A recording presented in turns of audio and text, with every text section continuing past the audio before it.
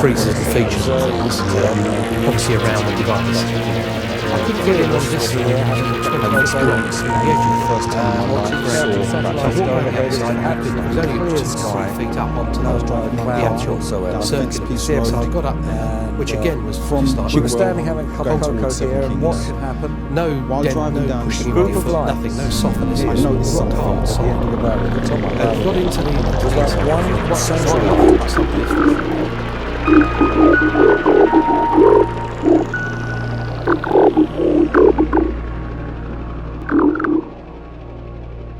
Back in the late 70s, I used to come here with friends to climb in the Brecon Beacons in Wales. It's only a few hours' drive from where I live in London, and it was a great place to come for recreation. And one night, arrived here quite late, about 8, 9 o'clock in the evening. It was early in the year, maybe Easter time, and 3 of us were here having a cup of cocoa and counting satellites go overhead. It was an absolutely clear sky, no clouds whatsoever. You could see everything. And we were standing having a cup of cocoa here, and what should happen? A group of lights appeared at the end of the valley, at the top of the valley there. It was like one central light with 2 little lights on the outside and other lights going backwards and forwards in between. And it looked like it was all a cohesive whole, like one object with this number of lights on it. And that group of lights moved from the right-hand side of the valley, zigzagged across without a sound, zigzagged backwards and forwards across this valley. And we stood here and watched it till it got about level with us here, and then it went straight up and disappeared. Within a nanosecond it was gone, and we were really astounded by this, couldn't explain what had happened, but strangely enough we forgot about it. And about 10 years later I suddenly remembered, and I thought, I'll phone one of those people that was there, who I'd seen many times in the intervening year, and we'd never discussed it or even remembered it, and phoned him up and I said, "Hi Si, look, I've got a strange question for you." He said, "I know what you're going to say. You're going to say, do you remember those lights down in Wales all those years ago?" And I said, "That's incredible." He said, "Yeah, I just remembered it the other day, just the same as I'd just remembered it," which was a strange event. And the people I was working with at the time, they said, "Oh, that's incredible, we'd love to go down and see where that took place." So I said, "Fine, let's go down there for, to have a little look." So we came down and they were all like, "Hey, we're going to UFO Valley. So we came here, and of course nothing happened, and we were here all night. We camped here, waiting, watching, everyone was watching for something to happen. Of course nothing happened. And in the morning I thought, well, I'll take a photograph of the valley so that I can show people, oh, it went from here and across, zigzagged here, and then went straight up here. And when I got the transparency back, what was in the sky? A saucer-shaped object glittering right above the top of the valley. It wasn't there as far as I could see with my own eyes when I took the photograph, and I would have definitely noticed it. So that's 2 events when I came down here and had some kind of strange vision in the sky. And last night we did see 2 distinctly separate events which were not explainable. And really, it surprises me that it's almost to order, and if you really want to see strange things flying about in the sky and you live in this part of the world, then UFO Valley here is a place to come, because I've seen so many things here now. I'm incredulous. I can't believe that every time I've come here I've seen something.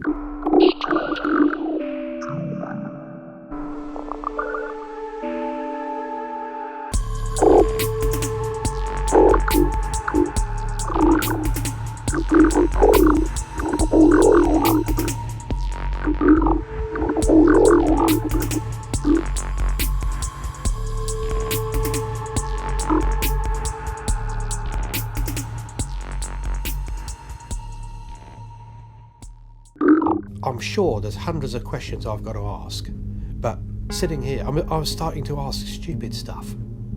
You know, very, very, because I just couldn't think of anything. You know, you're trying to think of things, and you just can't think of anything. You've asked all the big questions, and you think, is there anything, I should know about the universe or whatever? And so basically I said, there's bound to be things I want to know. So it said we can plant something, not plant something, but create something in you, because our memory doesn't actually lose anything. Our memories work in one end is what we need on a daily basis, and the other end it compresses down to a point. So while we're asleep, any memory we haven't used over the last, say, few weeks might get moved down to a higher compression, a bit like a computer. Anything, like for instance, if you say, what was the name of that fella? I remember him. You don't remember it till the next day. That's because your brain has found it while you're asleep and has moved it up and put it where you're going to think about it the next day. This is a thing. Now, at the very, very last point is instinct. That instinct is the bit that's passed over from one person to another, right? And beyond that is actually an unused space where this thing reckons it can plant a great deal of information that he thinks I might want to know on this earth. So basically, that's what he did. There was this feeling like there's water running out, like you just had the water run out of your ears after a shower, and I went like that because I really thought there was water and there was nothing like this, and then I said, why did that happen? So, you've just had a sort of swift not a reprogramming, but we have planted that bit into your memory so that if you ever want to, after, it might take weeks or months, depending on your system, it might take weeks or months for you to get that out. But like I say, the only thing it's worked on is bits of this spaceship. There's some of it that, because I don't know about magnetism or anything like that, I think if I talked to somebody in a university who does magnetism, I could probably shed some light on it. But at the moment, it means nothing, basically. So I said to them, okay, then how does the memory work? Which I've just showed you, and that they told me that's how our memory works. And even because we have to go to sleep, because it needs all the brain power to do that sifting about. It's sifting information all night, and obviously it's using your visual cortex too to do this, which is why you dream. It's putting back and forwards through your visual, so it's using your whole brain, which is why we have to go to sleep. It's nothing about regenerating muscle or anything like that at all. It's just for the memory. There's nothing else, no other reason why we need to go to sleep. And from that point on, like I say, I was just not the same ever. If I try and think of anything like, for instance, the system on this ship, which I've thought of a lot, because that could be really useful here, I'll start getting headaches when I get into, because all the electronics and everything created in this thing, I've got somewhere in my head, but can't get it out without headache.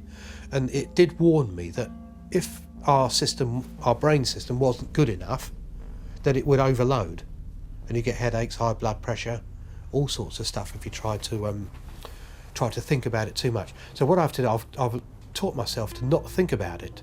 I think about something for 5 minutes, and when that feeling starts coming up, I have to shut it off and think about something else. Some of the questions I was asking about what's going to happen to us in the future couldn't be answered, because obviously it was still gathering information, but what it could do is access information off the mothership, it's where it actually, how it actually got here, where it got here from, and say to me what the findings were. It told me how other Earths, like a bit like ours, have ended, and what's been around them, what's been near them at the time, and there was thousands of endings of Earths the same as ours. And basically it said, this is one way it could happen, this is another way it could happen, hundreds of different ways that planets with people on who can't get off have ended, have finished. And they say, you know, even their own, where this thing was built, the mothership was built, even that's gone. You know, millions of years ago. And that they're still around in space. It's a fully automatic system. So the device that I was looking at was just basically their anti-gravity device, if you like. So, you know, I thought, I'm going to be found. This thing's supposed to be sitting here doing something for the MOD, and I'm going to be found sitting in it, which, you know, you don't want to do. You'd probably be killed if it's something secret, so you don't tell anybody, you know. So that's when I was actually, I thought I'd come back the next day, because it was getting dark, and I knew that the weather comes in very quickly. I've been misted in on various moors and things for quite a few times. So I left it and I said, look, I'm coming back. And it didn't say anything. Again, there's a time. You know, anything to do with time doesn't work. And anyway, when I was walking away, I kept thinking about television programs. I'm going to be laughing stock, you know. I could be, if I'm found here, I could be killed by the MOD for finding something I shouldn't have done. But it was lambing season. And about 1.5 miles away, at one stage during the day, I did see 2 walkers. But they were, like I say, 1.5 miles away. You know, they were a very long way away. It was slightly misty, but not wasn't a clear day like it sometimes is out there.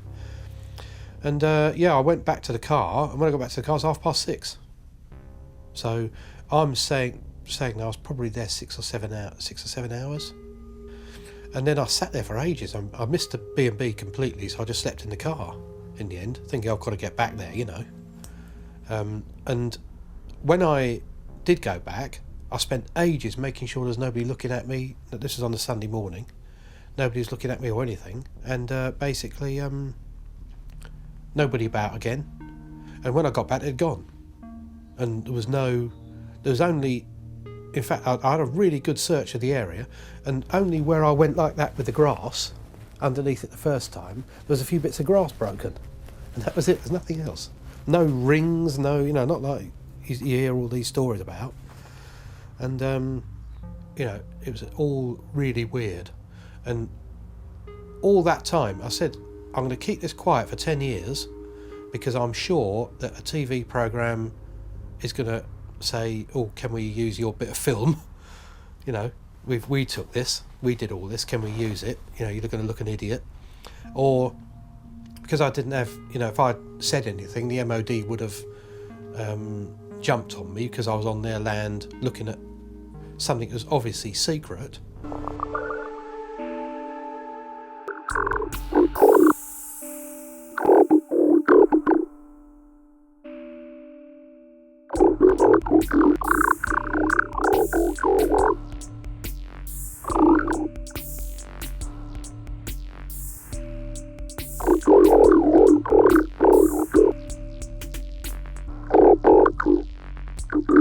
Well, it was probably about last year in February, over a course of about 2 weeks, I've been seeing star-like objects flying across the sky. They didn't make any sound, and they didn't have any flashing lights on them or anything like that. They seemed to take about 2 minutes to fly across. They're kind of small on the horizon, and as they flew over, they were directly above, a slightly bit bigger. I probably counted about 10 of these objects, usually 1 or 2 each night. On one occasion, I was on my own in the house and I decided to look outside. And I looked above the house and there was one very bright object just sitting above the house. There was also a house martin that appeared to have come out of its nest and was in front of me, sort of in distress on the floor.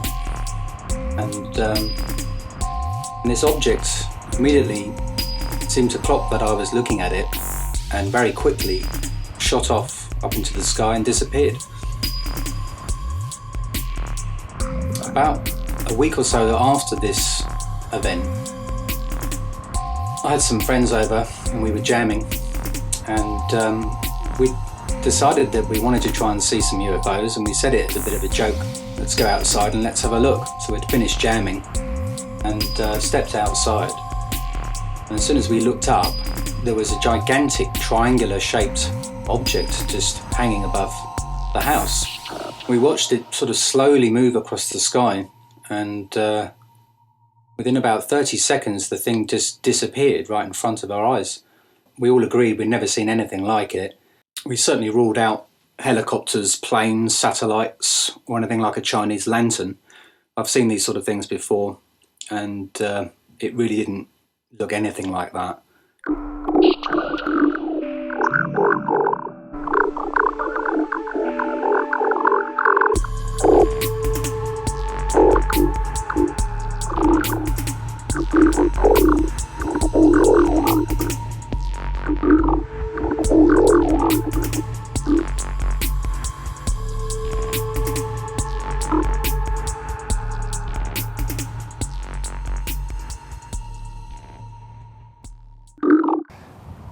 As I remember it, yeah, we went to a beautiful part of Wales, and I remember we kind of landed on the spot where we were going to camp, and we of course had a few refreshments after we settled in, and then we looked out over this landscape with a valley and incredible stars, incredible density of stars that you can only see really in those type of locations out in the mountains. And there was a lot of stuff moving around as well.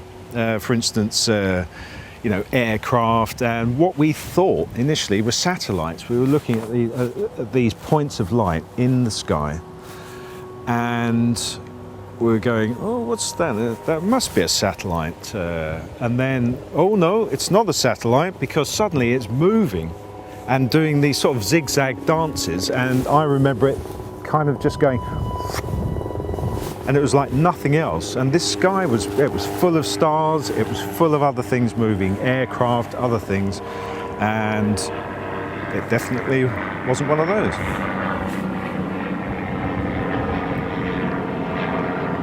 Strangely enough, we forgot about it. And about 10 years later, I suddenly remembered. And I thought, I'll phone one of those people that was there, who I'd seen many times in the intervening year, and we'd never discussed it or even remembered it, and phoned him up, and I said, hi, Si, look, I've got a strange question for you. He said, I know what you're going to say. You're going to say, do you remember those lights down in Wales all those years ago? And I said, that's incredible. He said, yeah, I just remembered it the other day, just the same as I'd just remembered it.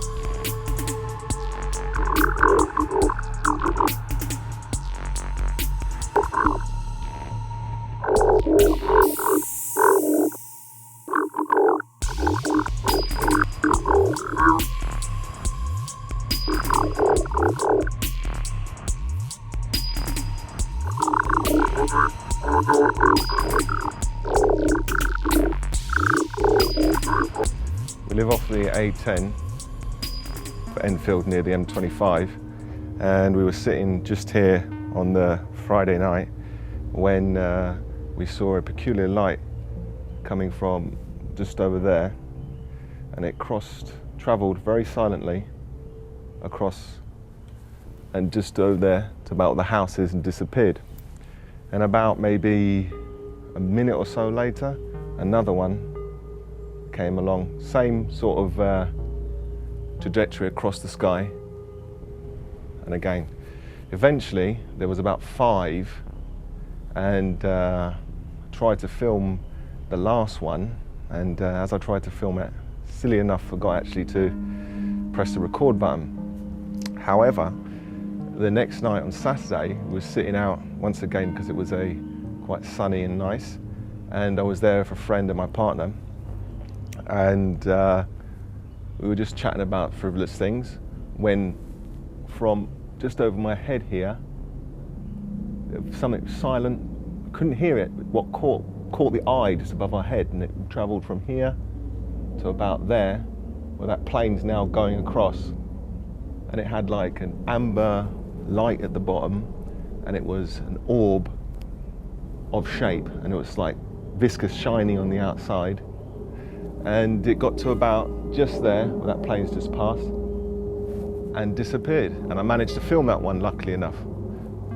On the first incident, the ones that travelled in procession across, mostly all you could see was the amber light that was shining out from below. You knew there was something above, but you couldn't quite make it out because they were too high. But on the second event, you could definitely see that the amber light was being emitted from like an orb shape, which was shiny on the outside, a bit like when you blow bubbles for kids. It had that sort of sheen on the outside, and it was completely silent and was able to stay still just above the tree there, and then, which I've got the footage of, and then it just boop, gone, disappeared. Prior to that, I'd seen in far in the distance, basically an amber light travelling through the clouds.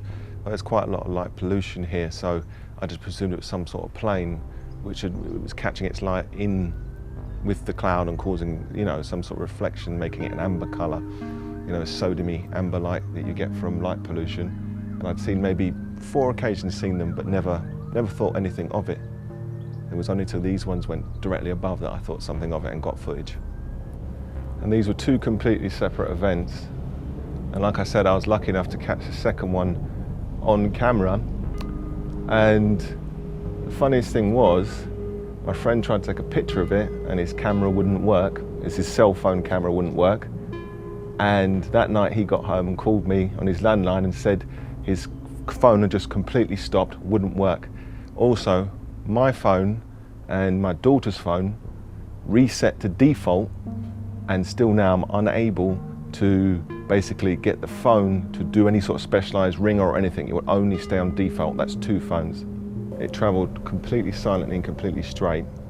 The light coming out from the bottom was slightly glary, and it was of amber colour, but you could obviously see above it was almost like an orb shape, and had the sort of outside texture of when you blow those little bubbles for children.